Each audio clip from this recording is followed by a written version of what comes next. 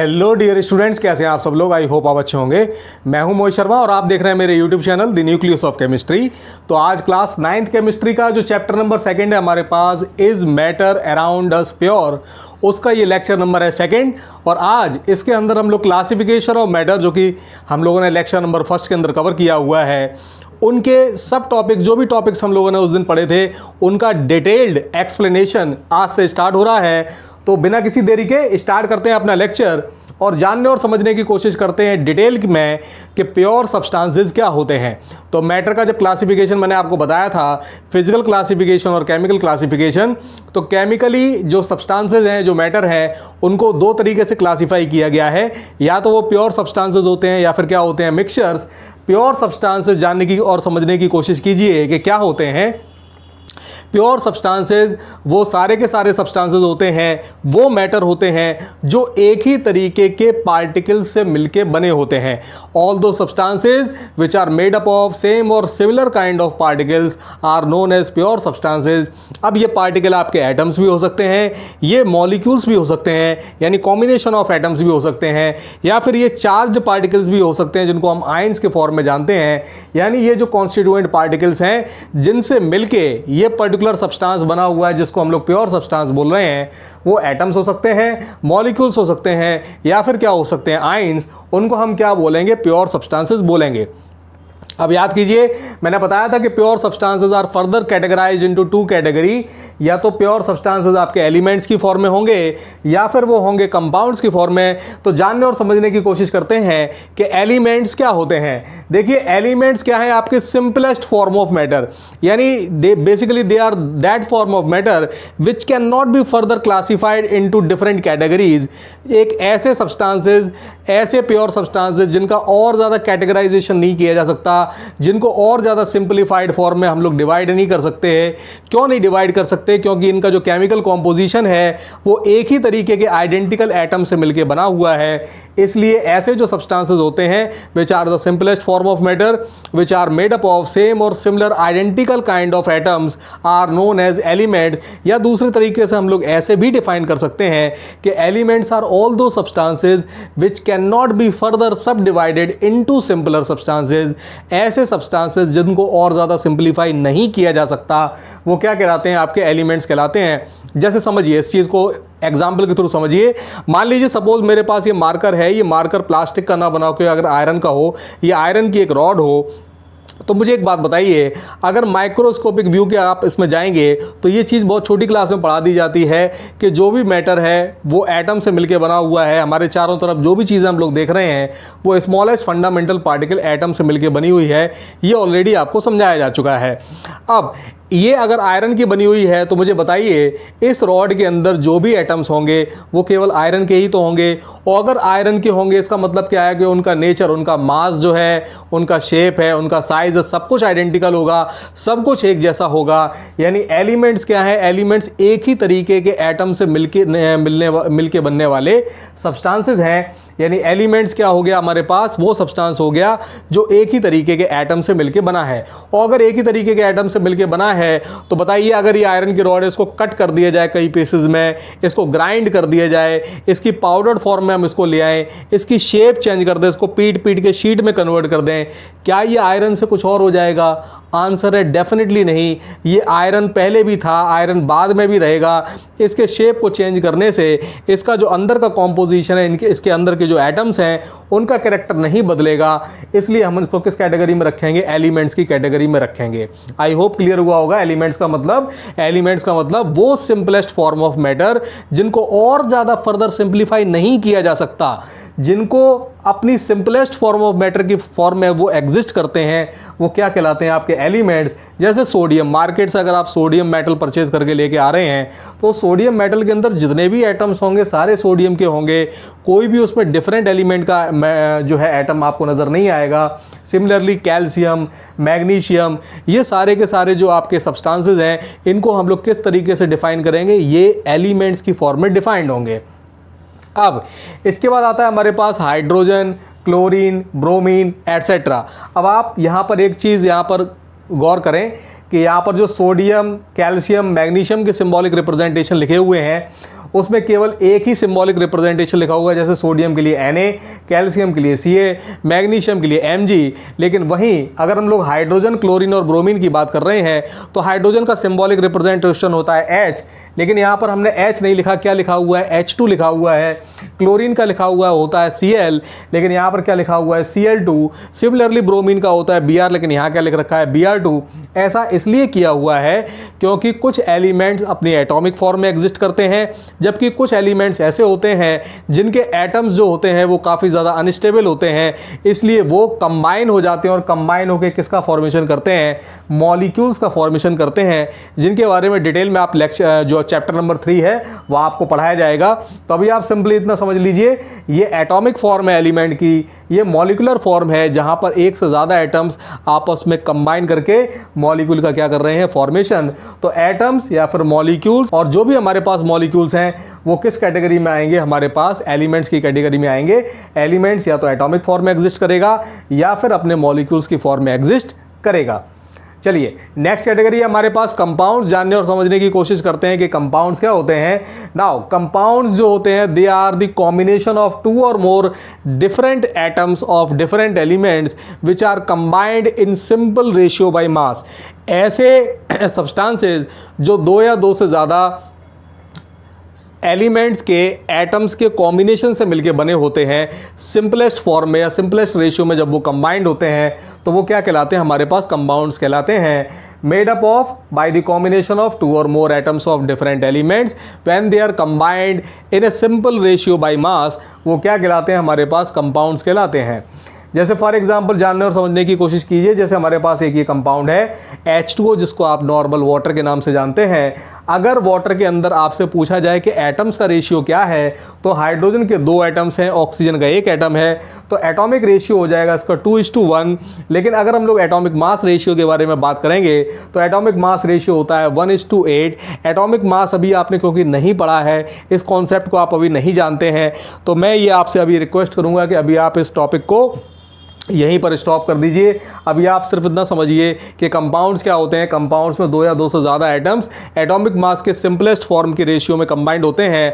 Atomic mass जब मैं आपको डिफाइन करूंगा तो वहाँ पर कंपाउंड में फिर से आपको डिफाइन करूंगा एटॉमिक मास क्या होता है। जब आप ये समझ जाएंगे तब आपको ये भी चीज़ समझ में आ जाएगी। लेकिन हाँ, अभी आप एटम्स के रेशियो में तो इसको समझ ही सकते हैं कि अगर एटॉमिक रेशियो में बात करें तो हाइड्रोजन और ऑक्सीजन 2:1 की रेशियो में कंबाइंड है। कार्बन और ऑक्सीजन 1:2 के रेशियो में कंबाइंड है। अगर हम बात करते हैं C6H12O6 जो कि ग्लूकोज का फॉर्मूला है, तो यहाँ पर कार्बन, हाइड्रोजन और ऑक्सीजन का जो सिंपलेस्ट रेशियो है वो 1:2:1 है, क्योंकि 6 को आप जब कैंसिल आउट करेंगे तो ये 1, ये 2 और ये 1 रह जाएगा। तो सिंपलेस्ट रेशियो क्या आ जाएगा हमारे पास, एटॉमिक रेशियो 1:2:1। ये क्या कहलाएगा हमारे पास, फिक्स्ड रेशियो। लेकिन इस कंडीशन में ये जो रेशियो है वो कौन सा रेशियो मैं आपको एक्सप्लेन कर रहा हूँ, एटॉमिक रेशियो एक्सप्लेन कर रहा हूँ। ओके, चलिए बात करते हैं अब नेक्स्ट कैटेगरी हमारे पास जो है मिक्सचर्स के बारे में, कि मिक्सचर्स क्या होते हैं। देखिए मिक्सचर्स का जो डेफिनेशन है वो कंपाउंड्स से मिलता जुलता डेफिनेशन है। तो डिफरेंशिएशन फैक्टर को समझिए। कंपाउंड्स में मैंने आपको बताया था कि 2 और more atoms of different elements are combined in fixed ratio. Ratio कैसा है, फिक्स्ड है, तो वो क्या कहलाते हैं आपके पास, कंपाउंड्स। लेकिन मिक्सचर के केस में क्या होता है, व्हेन 2 और more substances are combined in any ratio. अगर 2 या 2 से ज़्यादा सब्सटेंसेस को हमने किसी भी रेशियो में कंबाइन कर दिया, फिक्स्ड रेशियो नहीं रखा, तो उस कंडीशन में जो आपको सब्सटेंस मिलेगा वो क्या कहलाएगा, वो किस तरीके से कैटेगराइज होगा, उसको हम लोग बोलेंगे मिक्सचर्स। क्या है mixtures? These are formed by the combination of 2 और more pure substances in any ratio. 2 या 2 से ज़्यादा प्योर सब्सटेंसेस को किसी भी रेशियो में कंबाइन करने पर जो एंटिटी आपको मिलती है वो क्या कहलाएगी, आपकी मिक्सचर कहलाएगी। नाउ बात आती है हमारे पास क्लासिफिकेशन ऑफ मिक्सचर्स की। नाउ मिक्सचर्स अगेन कैटेगराइज्ड या क्लासिफाइड इनटू 2 कैटेगरीज, या तो होमोजीनियस मिक्सचर होंगे या हेट्रोजीनियस मिक्सचर। तो जानने और समझने की कोशिश करते हैं कि होमोजीनियस मिक्सचर्स का मतलब क्या होता है। देखिए होमो का मतलब होता है सेम, जीनस का मतलब होता है जैसा, एक जैसा, यानी यहाँ पर होमोजीनियस मिक्सचर का मतलब हो गया व्हेन 2 और more components are combined in uniform ratio in definite proper ratio, वो क्या कहलाएगा, हमारे पास होमोजीनियस मिक्सचर कहलाएगा। यानी होमोजीनियस मिक्सचर में क्या होता है, हमारे पास जो सॉल्यूशन होता है उसकी कॉम्पोजिशन और जो प्रॉपर्टीज़ होती हैं वो यूनिफॉर्म होती हैं थ्रू आउट द सॉल्यूशन, वो क्या कहलाता है, हमारे पास होमोजीनियस मिक्सचर कहलाता है। होमोजीनियस मिक्सचर को हम लोग सॉल्यूशन या फिर ट्रू सॉल्यूशन के नाम से भी जानते हैं। फिर से समझ लीजिए, होमोजीनियस मिक्सचर जो भी होंगे उनको हम लोग सॉल्यूशन या फिर ट्रू सॉल्यूशन भी कहते हैं, ये याद रखिएगा। तो होमोजीनियस मिक्सचर्स का मतलब क्या हुआ, वो मिक्सचर्स जिनमें प्रॉपर्टीज़ और कॉम्पोजिशन एक जैसा होता है वो क्या कहलाते हैं, आपके होमोजीनियस मिक्सचर कहलाते हैं। कैसे समझेंगे इस चीज़ को, मान लीजिए पानी के अंदर आपने चीनी डिज़ोल्व की, चीनी डिज़ोल्व करने के बाद जब आप उसको टेस्ट करेंगे तो मुझे बताइए क्या ऐसा होने वाला है कि ऊपर चीनी की मिठास कुछ अलग आ रही है, बीच में कुछ अलग आ रही है, नीचे कुछ अलग आ रही है? बिल्कुल भी नहीं, आपको मिठास बिल्कुल एक जैसी देखने को मिलेगी। अगर चीनी को प्रॉपर तरीके से आपने डिज़ोल्व कर रखा है पानी के अंदर, तो जो चीनी की मिठास है वो चाहे आप उस पानी को सिप करें ऊपर से या बीच में से या नीचे से, आपको जो मिठास है उसकी जो इंटेंसिटी है वो एक जैसी मिलने वाली है। इसका मतलब क्या है कि जो आपके शुगर के पार्टिकल्स हैं वो वाटर के अंदर यूनिफॉर्मली डिस्ट्रीब्यूट हो गए हैं, और इस यूनिफॉर्म डिस्ट्रीब्यूशन की वजह से जो मिठास मिल रही है, जो मिठास नाम की, स्वीटनेस नाम की जो आपको प्रॉपर्टी मिल रही है वो एक जैसी मिल रही है, एक तरह की मिल रही है। इसलिए ऐसे मिक्सचर्स को हम लोग क्या बोलते हैं, होमोजीनियस मिक्सचर में बोलते हैं, जिनकी प्रॉपर्टीज और जिनका कॉम्पोजिशन कैसा होता है, एक जैसा। जैसे इसके एग्जांपल क्या है, बहुत सारे एग्जांपल हैं। अभी मैंने बताया आपको शुगर को पानी के अंदर डिसॉल्व करेंगे, होमोजीनियस मिक्सचर का एग्जांपल है। सॉल्ट को पानी के अंदर डिसॉल्व करेंगे, होमोजीनियस मिक्सचर है। आप इस समय जानते हैं गर्मी बहुत पड़ रही है, डिहाइड्रेशन की प्रॉब्लम हो जाती है, मार्केट से आप ORS लेके आते हैं, ORS को पानी के अंदर डिसॉल्व करके जो आप सॉल्यूशन तैयार करते हैं वो भी क्या कहलाता है, आपका होमोजीनियस मिक्सचर। कमेंट बॉक्स में मुझे बताइएगा ORS की फुल फॉर्म क्या होती है। आप मुझे कमेंट बॉक्स में ज़रूर बताइएगा कि ORS का मतलब क्या होता है। इसके अलावा ग्लूकोज को पानी के अंदर डिसॉल्व किया जाता है, यूनिफॉर्म मिक्सचर बनता है, तो वो यूनिफॉर्म मिक्सचर क्या कहलाता है, आपको होमोजीनियस मिक्सचर कहलाता है। नींबू पानी बनाते हैं या लेमनेड बनाते हैं, शिकंजी बनाते हैं घर पर, ये सब किसके एग्जाम्पल हैं, ये सारे के सारे होमोजीनियस मिक्सचर्स के एग्जाम्पल हैं, जिनको हम लोग सॉल्यूशन के नाम से भी जानते हैं या फिर हम इनको ट्रू सॉल्यूशन बोलते हैं। नेक्स्ट बात आती है हमारे पास हेट्रोजीनियस मिक्सचर्स। हेट्रोजीनियस मिक्सचर का मतलब क्या है, तो हेट्रो का मतलब होता है डिफरेंट, जीनस का मतलब जैसा, यानी डिफरेंट जैसा, यानी एक ऐसा मिक्सचर जिसका कॉम्पोजिशन और प्रॉपर्टीज बिल्कुल भी एक जैसी ना हो, वो क्या कहलाएंगी, हमारा हेट्रोजीनियस मिक्सचर कहलाएगा। यानी एक ऐसा मिक्सचर जिसमें प्रॉपर्टीज और कॉम्पोजिशन जो होगा सब्सटेंसेस का वो यूनिफॉर्म नहीं होगा थ्रू आउट, वो क्या कहलाएगा, हमारा हेट्रोजीनियस मिक्सचर कहलाएगा। जैसे आपने शुगर और सॉल्ट को आपने आपस में मिक्स किया, तो शुगर के क्रिस्टल और सॉल्ट के क्रिस्टल का साइज डिफरेंट होता है। आप उसको कितनी भी अच्छी तरीके से मिक्स क्यों ना कर दें, आप ये देखेंगे कि कुछ पोर्शन आपका ऐसा होगा जहाँ सॉल्ट के क्रिस्टल ज़्यादा होंगे, शुगर के कम होंगे। कुछ पोर्शन ऐसा आपको देखने को मिलेगा जहाँ पर शुगर के क्रिस्टल ज़्यादा होंगे, सॉल्ट के क्रिस्टल कम होंगे, यानी कॉम्पोजिशन यूनिफॉर्म नहीं मिलने वाला। इसका बहुत अच्छा एग्जाम्पल है, घर पर हम लोग जो नमकीन परचेज करके लेके आते हैं, मार्केट से जो भी हम लोग नमकीन परचेज करके लेके आते हैं, जो मिक्सचर के नाम से आती हैं, नवरत्न मिक्सचर है या पंचरत्न मिक्सचर है हल्दीराम का, या फिर हम लोग बहुत सारी अलग अलग तरीके के मिक्सचर्स मार्केट से परचेज करके लेके आते हैं। आपने देखा होगा कि उनके अंदर जो भी चीज़ें मिक्स की होती हैं वो यूनिफॉर्म नहीं होती। अगर आप मूंगफली के दानों को देखेंगे वहाँ पर, तो किसी पर्टिकुलर एरिया में आपको बहुत सारे मूंगफली के दाने दिखाई देंगे, जबकि किसी पर्टिकुलर एरिया में बहुत कम दिखाई देने को मिलेंगे। काजू मिक्सचर आप मार्केट से परचेज करके लेके आएंगे तो आप देखेंगे कि आपने एक बार आपने वहाँ से पर्टिकुलर पोर्शन से उस नमकीन को उठाया तो आप देखेंगे हो सकता है वहाँ पर काफ़ी सारे आपको काजू के पीसेस मिल जाएं, और फिर से आपने उठाया तो हो सकता है उसमें एक भी काजू का पीस ना मिले।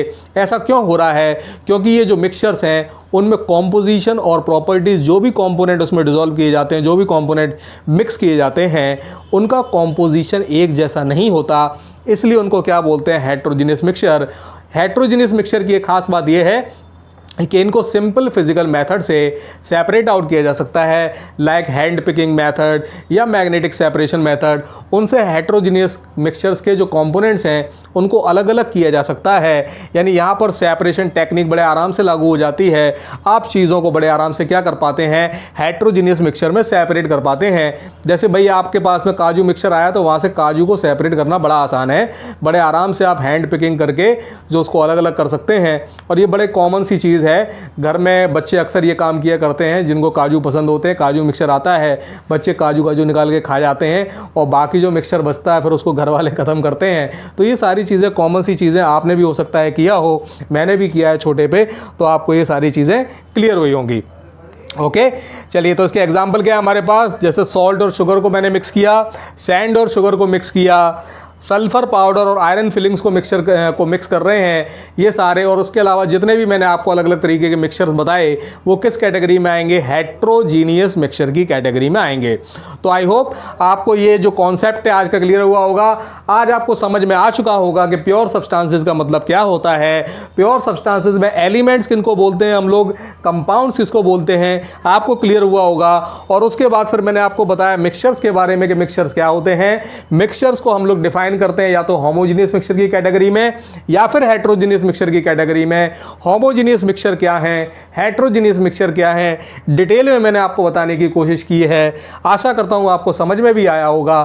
फिर भी इन केस अगर कोई डाउट रह गया है, कोई बात आपको समझ नहीं आई है, तो मुझे कमेंट बॉक्स में जरूर बताइए, मैं आपके उस डाउट को क्लियर करने की डेफिनेटली कोशिश करूंगा।